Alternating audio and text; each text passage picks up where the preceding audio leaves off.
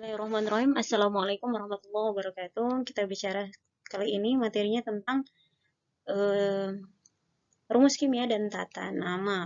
Jadi kita lihat di sini akan kita bicara tentang terkait logam dan non logam, eh, ion dan muatan ionik, kemudian jenis-jenis daripada senyawa, kemudian yang berikutnya itu adalah tata nama secara sistematik ya. Terus dan bagaimana cara penulisan nama dan rumus kimianya. Kemudian kita lihat di sini yang pertama untuk logam dan non-logam. Perhatikan pada pembagian di tabel periodik ya. Bisa dilihat di situ bahwa karbon, fosfor, terus selenium, I dan Rn itu ke arah kanan itu merupakan jenis-jenis non-logam. Sedangkan dari B, Si, As, De, B, Sb, Te, Po, dan At itu merupakan semilogam. Nah, selain dari golongan ini, itu semuanya adalah logam-logam. Oke, kita lihat selanjutnya ion. Ion itu terbagi atas kation dan juga anion. Kation itu atom yang bermuatan positif, sedangkan anion itu atom yang bermuatan negatif. Contoh kation atau atom yang bermuatan positif itu contohnya Na+. Sedangkan anion, atom yang bermuatan negatif, contohnya adalah Cl-. Nah, kita lihat di sini untuk muatan ionik, kita lihat pada golongan 1 itu muatannya umumnya adalah positif 1. Golongan 2 itu positif 2 plus, golongan 3 3 plus, golongan 4 4 plus, golongan 5 itu 3 min, golongan 6 itu 2 min, golongan 7 itu 1 min, dan kalau golongan 8 itu merupakan gas mulia.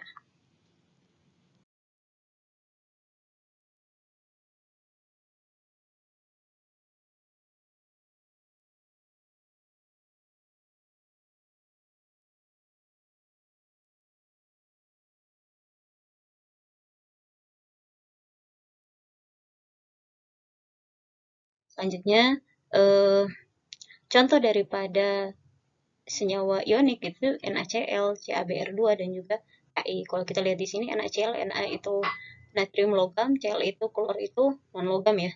CaBr2, Ca ini kalsium itu logam, Br2 ini non logam. K ini logam, itu non logam. Oke. Lihat selanjutnya tentang rumus kimia. Definisinya, rumus kimia ini menunjukkan jenis dan juga jumlah daripada atom-atom yang menunjukkan satuan terkecil daripada menunjukkan satuan terkecil daripada suatu senyawa. Contohnya NaCl. Oke, kalau garam dapur dia punya rumus kimianya ya NaCl. Oke, selanjutnya yang pertama yang tadi itu sudah kita bahas rumus kimia, selanjutnya adalah rumus unit atau biasanya kita di sini kenal sebagai rumus empiris. Rumus empiris itu menyatakan rasio perbandingan terkecil daripada ion-ion yang ada di dalam senyawa ionik. Misalkan di sini kalau Na2Cl2, berarti Na-nya ada 2, Cl-nya ada 2. Kalau kita lihat rasionya 2:2, kita kecilkan jadi 1:1, jadi NaCl. Oke, Selanjutnya pada senyawa ionik, kita lihat di sini jika muatannya itu sama, ya misalkan Na positif 1, Cl itu min 1 ya, berarti positif 1, negatif 1 saling menghilangkan. Maka senyawa ionik yang terbentuk langsung NaCl. Tapi ketika muatannya tak sama, misalkan di sini Ca plus 2, sedangkan Cl itu min 1. Nah, di sini disilang aja. Jadi untuk membentuk senyawa ioniknya. Jadi Ca-nya jadinya ambil ini Ca-nya jadi 1, sedangkan Cl-nya jadi 2, jadi CaCl2. Nah, perhatikan di sini bahwa tidak boleh eh, memindahkan ya muatannya. Jadi di sini muatannya udah masing-masing gitu. Yang dipindahkan itu hanya dia punya angkanya. Jadi di sini angka 2 sama angka satunya. Terus selanjutnya untuk angka 1 tidak ditulis. Next kita lihat bagaimana menamakan senyawa. Kemampuan kamu untuk menamakan senyawa dan menuliskan bagaimana suatu rumus menunjukkan bagaimana kemampuan kamu untuk mengenal apakah senyawa itu ionik ataupun molekuler. Nah, kita lihat di sini bagaimana untuk senyawa ionik yang biner, artinya terdiri atas 2 ya. Oke, kita lihat.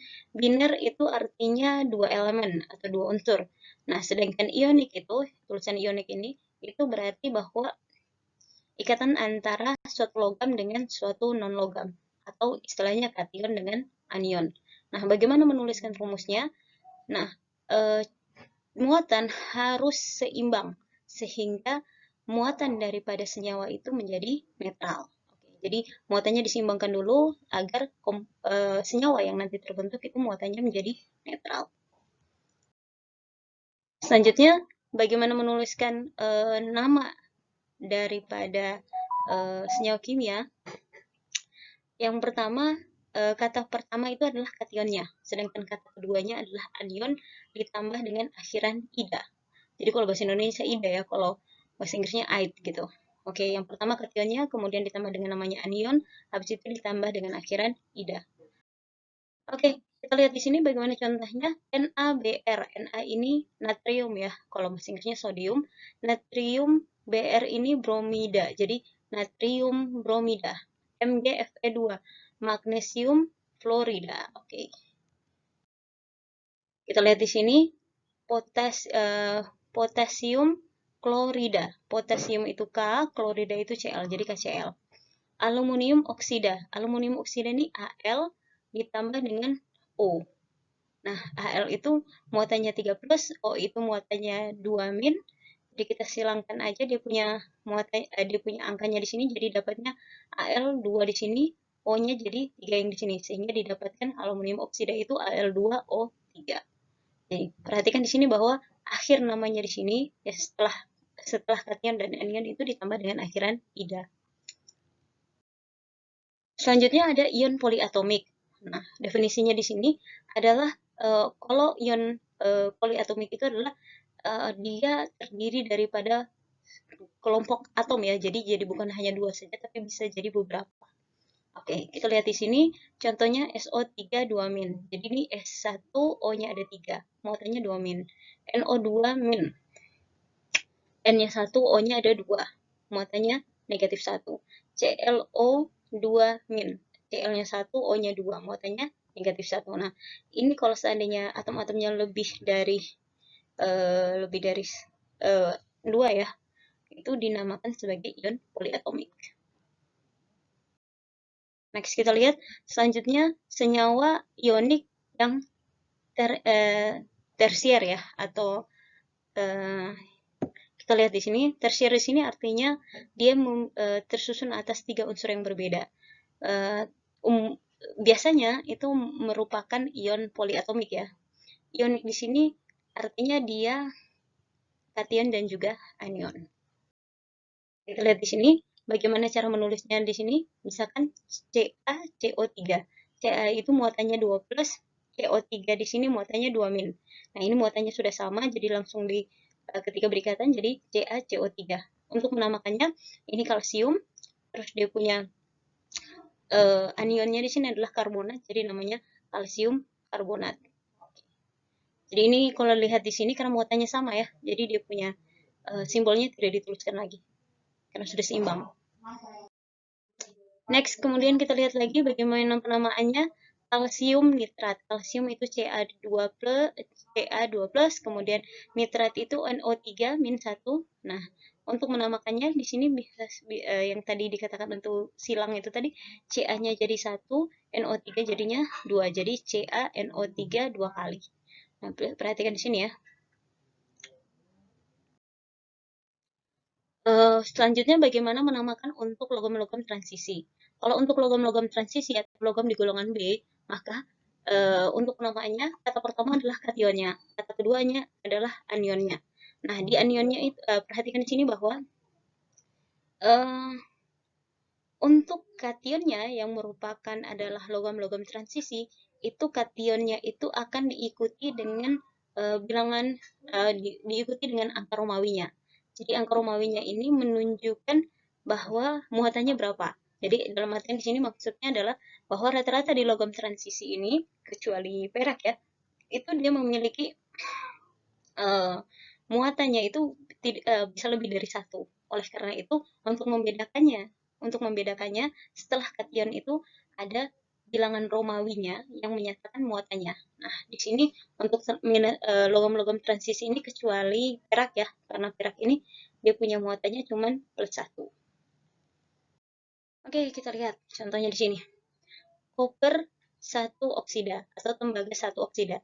Tembaga ya, satu ini menyatakan bahwa muatannya tembaga itu 1 oksida. Nah, ditambah ada oksida, ada oksigennya. Jadi kalau lihat di sini, tembaganya itu Cu, muatannya 1 Cu plus, O itu muatannya 2 min. Nah, kita silangkan di sini supaya dia jadi senyawa yang netral. Cu-nya jadi 2, O-nya jadi 1. Cu2O. Tembaga oksida. Next kita lihat lagi yang lain, itu ada FeCl3, FeCl3, FeCl3.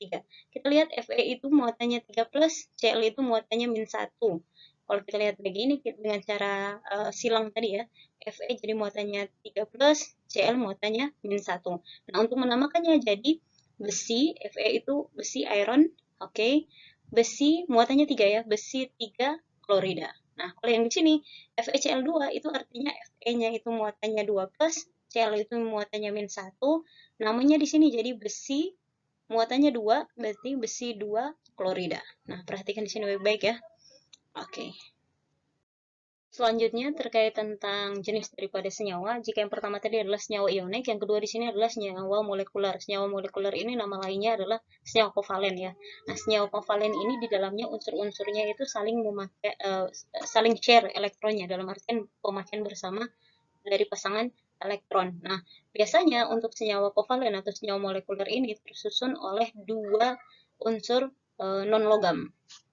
Jadi, kalau di ionik tadi itu logam ditambah non-logam, tapi kalau senyawa molekuler atau kovalen ini adalah non-logam dengan non-logam. Nah, di elemen unsur-unsur ini yang non-logam ini keduanya ini saling menempel gitu ya.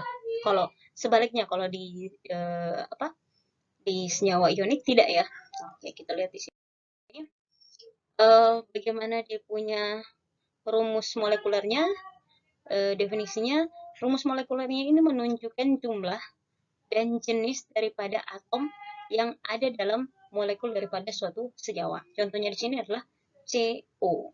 CO di sini C-nya itu non-logam, karbon ya, oksigen juga non-logam, karbon monoksida di sini ya. Oke, selanjutnya contoh-contoh daripada senyawa molekuler atau senyawa kovalen di sini adalah CS2, SiO2, BF3. Nah, CS2, C karbon, S ini belerang, dua-duanya sama-sama merupakan non-logam. Kemudian SiO2. Si ini non-logam, oksigen ini juga non-logam. BF3, BF ini dua-duanya sama-sama merupakan non-logam. Jadi ini adalah senyawa molekuler atau senyawa kovalen. Selanjutnya tentang senyawa molekuler biner. Biner di sini artinya dia terdiri atas 2 elemen atau 2 unsur. Kemudian molekuler ini artinya di sini adalah gabungan dari 2 non-logam ya. Nah, di sini perhatikan bahwa tidak ada muatan ioniknya. Nah, untuk senyawa molekuler atau senyawa kovalen di sini ya. Selanjutnya penamaan senyawa molekuler biner ya. Di senyawa molekuler biner ini terdapat kata awalan. Kata awalan di sini digunakan untuk menunjukkan berapa banyak atom yang ada pada molekul itu. Misalkan di sini dia menggunakan awalannya di sini untuk kalau 1 itu berarti mono, atau biasanya kadang-kadang juga tidak ada awalannya ya. 2 itu di, 3 itu tri, 4 tetra, 5 penta, kemudian 6 heksa, 7 hepta, 8 okta, 9 nona, yang ke-10 adalah deka.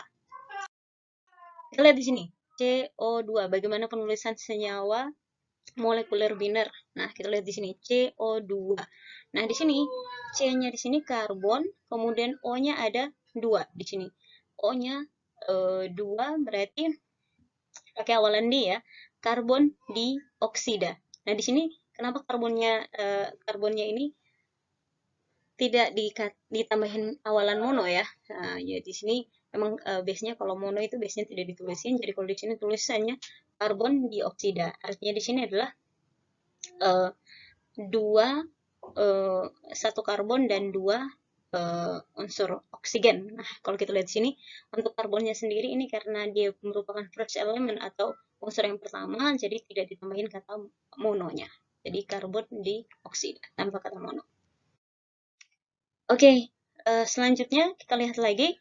Nah, untuk contoh yang lainnya, N2O. Kita lihat di sini, N2O. Oh, di sini N-nya ada 2. Kalau 2 berarti di. Oksigen itu satu ya. Jadi kalau karena di sini yang pertama itu N-nya itu ada 2, kita tulis di nitrogen. Terus ini unsur kedua, jadi ada kata mononya, jadi namanya dinitrogen monoksida. Selanjutnya, contoh yang terakhir di sini untuk senyawa molekuler biner, penamaannya. Jangan lupa awalannya ditambah dengan elemen-elemennya, unsur-unsurnya ditambahkan dengan kata ida. Jadi PCl3, P ini karena yang pertama tidak dikatai, tidak, karena hanya satu, tidak ditambahin kata mono. Kemudian Cl ini ada 3, ada kata 3 berarti tri ya, fosfor triklorida. Nah, perhatikan di sini bahwa rata-rata semua senyawa biner itu pasti ditambahin dengan akhiran ida. Oke, itu saja. Kurang lebihnya mohon maaf. Sekedar tambahan pengetahuan. Semangat belajar. Coba buka hati ya untuk menerima dari manapun juga. Jangan banyak mengeluh. Insya Allah tetap semangat. Assalamualaikum warahmatullahi wabarakatuh.